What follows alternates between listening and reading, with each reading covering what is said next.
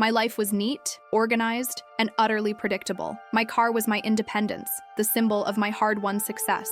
Then, one rainy night, it was stolen. The thief was a faceless criminal, my enemy, until his clumsy, remorseful note showed me his humanity. I fell in love with a ghost, a voice on paper, a man whose worst mistake became the catalyst for my first love. My heart chose the man who violated my trust, and my greatest conflict became, do I protect the law or the man who healed my soul? This is our story.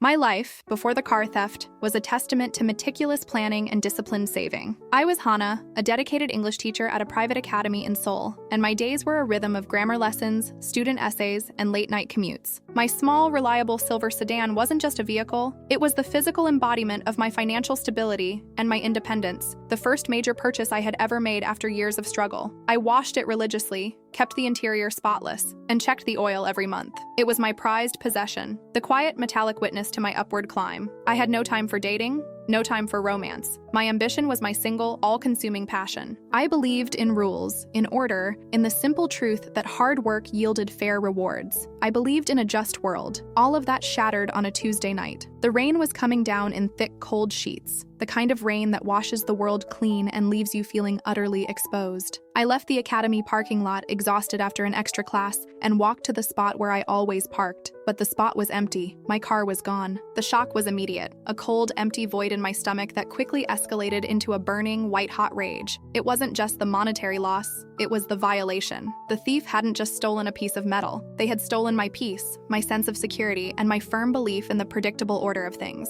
I felt like a fool, and I felt utterly alone. Reporting the crime to the police was a sterile, frustrating process. The detective, a tired but kind man, took down the details, gave me a generic case number, and offered a hollow promise of follow-up. In my mind, the thief was a faceless enemy, a symbol of the chaos I had always fought to keep out of my life. That night, I cried more for the loss of my peace than the loss of the car, and I vowed that whoever had done this would be held accountable. I wanted justice, pure and simple, and I wanted my stable world back. A few days later, the anger had settled into a dull, persistent ache. I was relying on crowded, uncomfortable buses, and the inconvenience was a constant, grating reminder of the theft. I was feeling defeated, contemplating giving up the search when I found it. Tucked awkwardly into the metal slot of my mailbox, hidden beneath a pile of junk mail, was a piece of folded, slightly damp paper. It was a handwritten note. The handwriting was neat but shaky, almost childlike, and the paper was cheap. There was no address, no name, only a single capitalized letter at the bottom, J. I opened it with trembling hands, half expecting a ransom demand, but what I read stunned me into silence.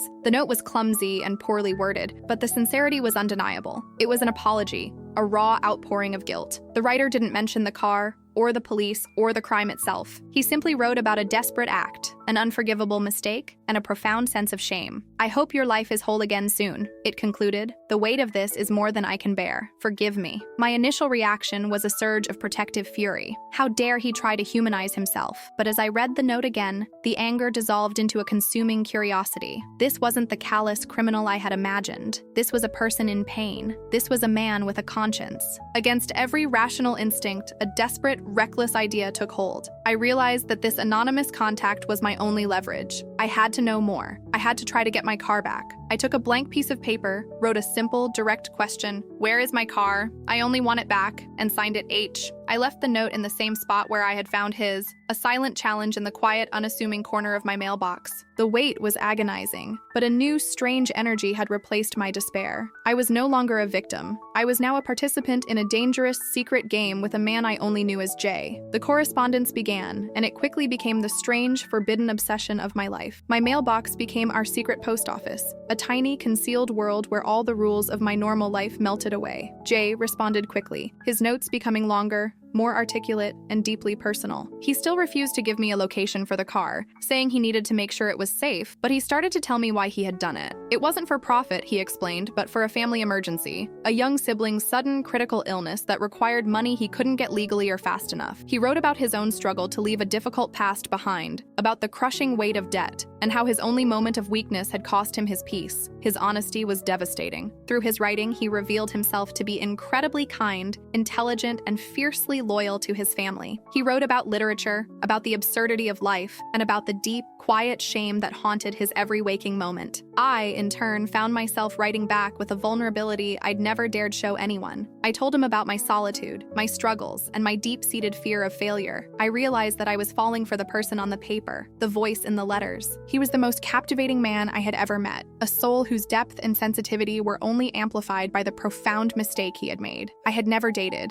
Romance was a world I had intentionally avoided, but here I was, falling into a clandestine, dangerous love affair with the man who had violated my trust. I would wait by the window for the moment to check the mailbox, my heart pounding a frantic rhythm against my ribs. The moral struggle was constant. He was a criminal. I was an upstanding citizen, yet his kindness in his letters outweighed the severity of his crime. I knew that I should report him, that I should take his letters to the police as evidence, but every time I held his handwritten words, a powerful, protective instinct took over. I needed to know the end of his story, and more terrifyingly, I needed to see his face. The correspondence reached a fever pitch. Our letters were no longer just about the car or his guilt. They were about us, about the impossible connection we had forged in the shadow of a crime. One rainy afternoon, his note was shorter and more direct. He suggested a meeting, but with a terrifying condition. I want you to see me first. I need you to know who I am before I tell you my truth. Meet me at the National Museum tomorrow at 2 p.m. I will be wearing a blue jacket and holding a single red rose. Do not speak to me. Just look. If you leave, I will understand and disappear forever. My blood ran cold, yet my heart soared. This was the moment of truth. This was the moment where the man on the paper would become real. I spent the entire night agonizing, trying on outfits, and rehearsing scenarios in my mind. Every rational part of me screamed to call the police,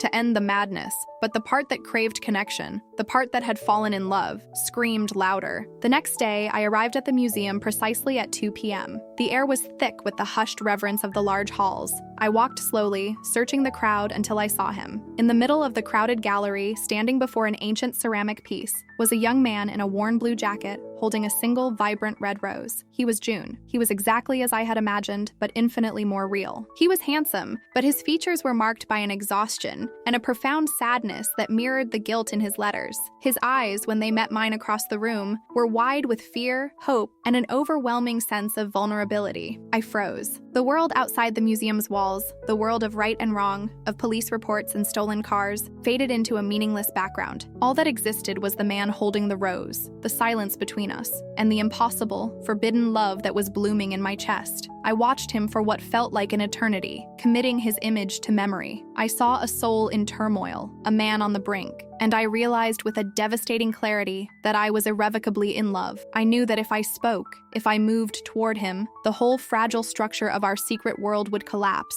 I turned and walked away, my heart aching with the most profound sense of loss I had ever known. But I didn't leave because I was disgusted. I left because I was terrified of what would happen if I stayed. I left because I knew I couldn't betray him. I couldn't sleep. I couldn't eat. I couldn't teach. The image of June in the museum, the look of desperate hope in his eyes, had completely eclipsed my rational mind. The next day, I found a note in the mailbox. His final, devastating message. Hannah, it began. He knew my name. I can't take this anymore. The guilt is killing me. I've ruined your life and I've stained my own. I know you saw me. I know you understand. I'm going to tell you the truth, all of it. Meet me in the center of Namsan Park tonight at 10 p.m. I will confess everything, and then I will turn myself in. I can't ask for your forgiveness, but I need you to know that the man you saw is the man I truly am. I did a terrible thing, but I'm not a terrible person. The air left my lungs. The game was over. I knew I had to go. Namsan Park was dark, vast, and silent when I arrived. He was waiting by the fountain, his shoulders slumped, his face pale beneath the moonlight. He confessed everything tearfully. He told me his real name, June. He explained the precise circumstances of the theft. The car was chosen randomly, and he had only used it for 3 days to transport medicine and equipment for his younger sister, before leaving it abandoned and untouched in a safe, distant neighborhood, unable to bring himself to sell it or scrap it. He was a good person, forced into a moment of evil. The truth was worse than I had imagined, but it was also a validation of the kindness I had seen in his letters. He was ready to call the police right there. I stopped him. I looked at the man who had stolen my car, who had ruined my peace, and who had become the sole focus of my heart. I couldn't betray him. I couldn't send him to prison. I told him to find my car, get it back to my neighborhood, and then disappear. I can't be with you, June.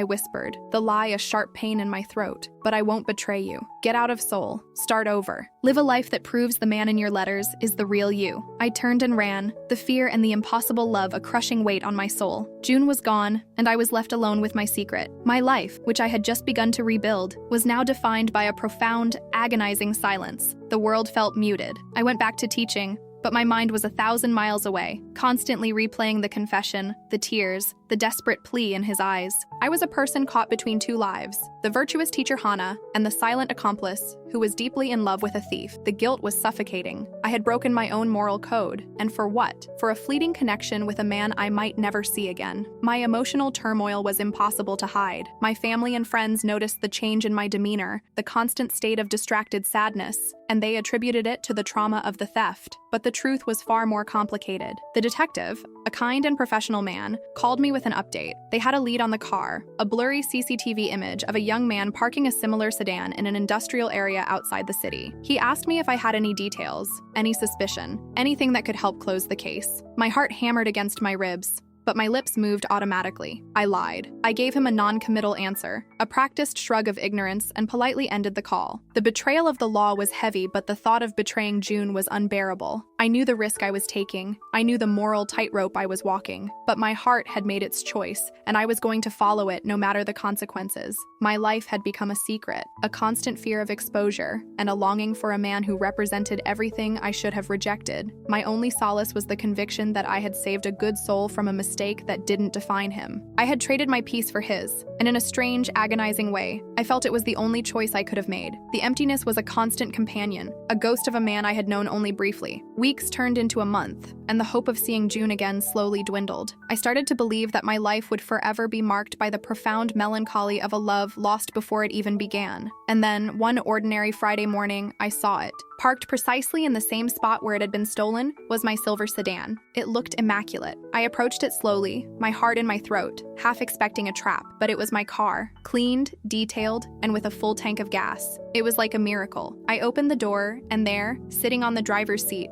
was a single folded piece of paper and a small antique music box. The music box was cheap, the wood was scratched, and the melody it played was tinny and sweet, a lullaby. The note was from June. It was his final, most beautiful apology. He wrote about how he had worked tirelessly to find the car, to clean it, and to replace anything that might have been lost. He wrote about how he had finally paid off his debt, and how he was starting a new, honest life in a small coastal town far from Seoul. He reiterated his love and his gratitude, but he also made it clear that he was disappearing forever. I owe you everything, Hana, the note concluded. The car is my payment to you. My life is the payment to myself. Be happy. I will carry the memory of your kindness with me until the end. I sat in the car, tears streaming down my face, holding the music box, listening to the small, tinny lullaby. The case was closed. I had my car back, but the feeling of victory was hollow. I had saved a life, but I had lost my first love. I knew the detective would call again, curious about the miraculous reappearance of the car. I decided not to give him any details. I told him I had found the car abandoned in a nearby parking lot, that the thief must have panicked. I told the lie with conviction, closing the case and sealing my secret forever. The car was a physical reminder of the crime, but the music box was a constant, small reminder of the impossible, beautiful love that had blossomed in the shadow of that crime. Months passed, marked by the slow, quiet effort of rebuilding my life. The car was now just a car, but the music box was always on my bedside table. The small, tinny lullaby, a constant, quiet reminder of June. I continued to teach, trying to put the past behind me, but my heart was a heavy weight in my chest. I couldn't date. No other man could compete with the depth, the passion, and the profound vulnerability of the ghost I had loved. I decided to take a much-needed break from Seoul and traveled to a small, picturesque coastal town for a friend's wedding. The town was quaint, filled with salty air and the quiet rhythm of the sea. I was walking down a narrow, cobbled street,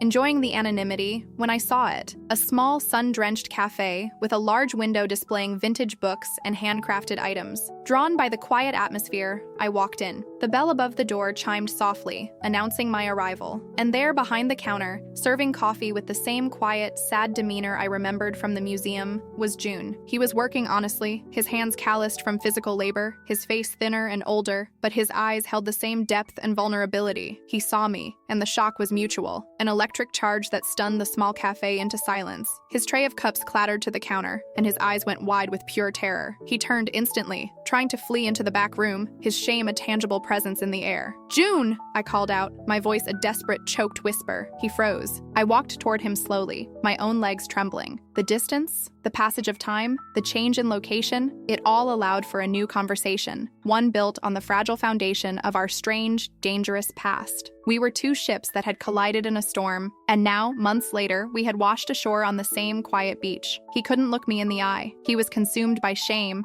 mumbling apologies and trying to explain his presence. He told me he had been working honestly since he left Seoul, taking on odd jobs, saving every penny to pay off the last of his family's debt and to save enough to repay me. He hadn't seen me coming. He hadn't prepared for this moment, and his deepest fear, that his past would catch up to him, was coming true. I too was shaken, but the sight of him, healthy and working honestly, quieted my inner turmoil. My anger was gone, replaced by a profound sense of relief and a love that had only grown stronger in his absence. I reached out and gently placed my hand on his arm. "The car is paid for, June," I said softly, my voice filled with a conviction that surprised us both. "The car is fine. The case is closed." I never gave them any details. "I want to talk about us." His eyes, when they finally met mine, were full of confusion and a hesitant, fragile hope. Forgiveness was a difficult word, a concept that defied the logic of my old life, but I offered it freely. I realized that my love for him was an act of forgiveness, a silent testament to the fact that I saw the man he was, not the mistake he had made. The conflict, however, returned almost immediately. June, weighed down by his own sense of honor, insisted that he couldn't be with me until he had legally absolved himself of the crime, or at the very least, paid me back the full original value of the car. He saw himself as permanently tainted, unworthy of my love. He was determined to make things right, convinced that only a final, grand gesture of redemption could free him. I tried to convince him that his past didn't define his future, that his genuine remorse and his honest work were enough, but his guilt was a fierce, protective wall around his heart. The challenge was no longer the law. The challenge was his own unrelenting sense of self-punishment. June's refusal to accept my forgiveness and my love without a grand act of restitution was the final, agonizing hurdle. He was prepared to sacrifice our future for a past he couldn't change. I knew that the only way to break through his self-imposed isolation was to pull our secret out of the shadows. I couldn't keep this immense truth from my parents any longer. They were loving, traditional, and fiercely protective of me, but I knew they would be the ultimate arbiters of my future. I decided to bring June back to Seoul, to my home, not as a boyfriend, but as a man seeking redemption. The moment of confession was terrifying. We sat in the formal living room, June white-faced and trembling, and I, my voice steady but my hands cold. I told them the entire unbelievable story: the theft, the letters, the forbidden love, the guilt, the car's return, and June's subsequent honest efforts. The silence that followed was deafening. My father, a man of quiet dignity and uncompromising principles, looked at June with an unreadable expression. My mother wept silently. June, believing he had ruined everything, fell to his knees, his head bowed, and offered a final, tearful plea. He didn't ask for forgiveness. He offered to work for them, to save money, to pay back the full original value of the car, and to do whatever it took to prove that he was worthy of their daughter's respect. His profound sincerity and his visible transformation moved my parents in a way I hadn't anticipated. They saw a man who was fighting for his soul, not just for a relationship. My father finally spoke, his voice low and firm. He agreed to let June pay back the value of the car over time, not as a punishment, but as a final act of restitution. He agreed to keep the past a secret, but with a warning: June would never disappoint them again. June and I were finally free to be together. The immense weight of the secret lifted. Our first date was not a grand romantic gesture, but a quiet, solemn evening in Namsan Park, sitting on the same bench near the fountain where he had confessed his crime. It was the perfect symbol of our journey, a love that had grown from a dark secret to a shared, honest future. We were not defined by his mistake, but by the courage of our forgiveness and the power of our love. Thank you for listening to our story. If you enjoyed it, be sure to subscribe to the channel for a new episode every day. We'll be waiting for you. See you in the next story.